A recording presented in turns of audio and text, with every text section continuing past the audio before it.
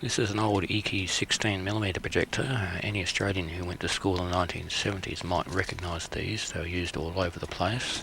They're built like tanks. They virtually last forever.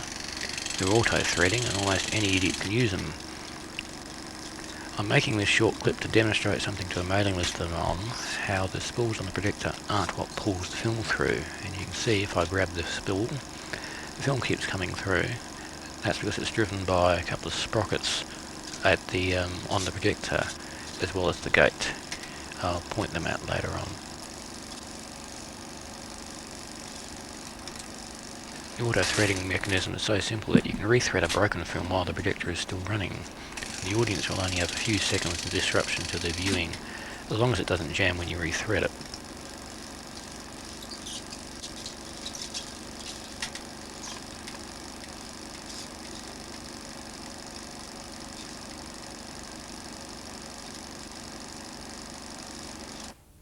It can also be manually unthreaded if you have to prise a stuck film out by swinging the lens out the way and releasing the catches around two of the sprocket wheels. Or you can reverse the steps to manually thread a film part way through.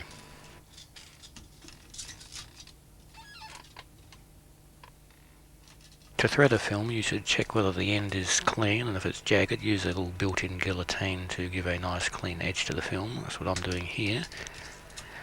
And you push that black lever in to engage the threading mechanism that pushes a guide into place so that the film makes the right size loop around the gate. And when that film is tugged on there, that releases the threading mechanism. You can either pull it by hand, or if you forget about that, as soon as the film starts coming through the projector, the take-up spool will tug on it and release the threading mechanism by itself anyway.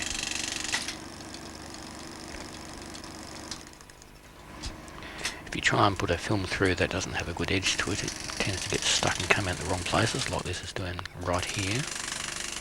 I'll pull the film back out again, trim it off.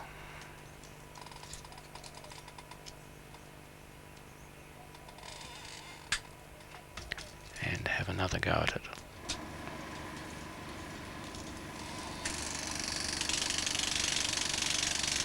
And that time it worked.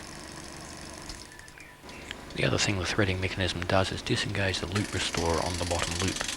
That's a little peg that spins around to maintain the right length of film between the film gate and the sound head. There's a loop above the lens and another below. They give slack so the film can be pulled through the gate without ripping.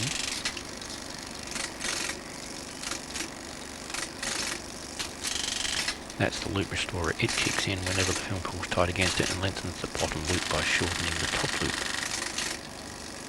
The optical sound head is behind here. You can see the exciter lamp shining through. The large metal roller is the capstan. It's an undriven flywheel. Next to it's a pinch roller. Together they make the film run smoothly past the sound head. And that's the film path going past the top sprocket, through the gate, bottom loop, around the optical head, the back sprocket, and back onto the take-up spool.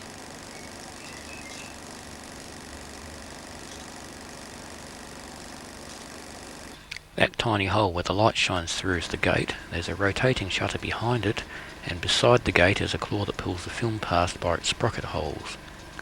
The claw drags the film down while the shutter blanks off the light, then the film is held still while the shutter is open, and that's how stop motion works.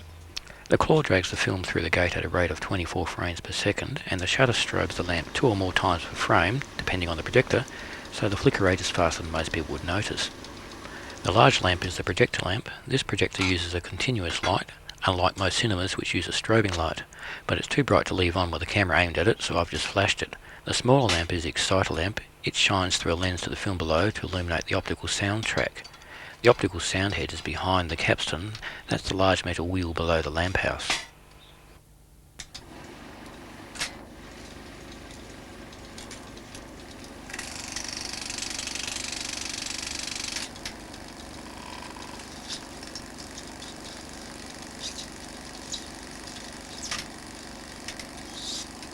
That's the focus control. This black one is the first sprocket wheel. The film goes along this path.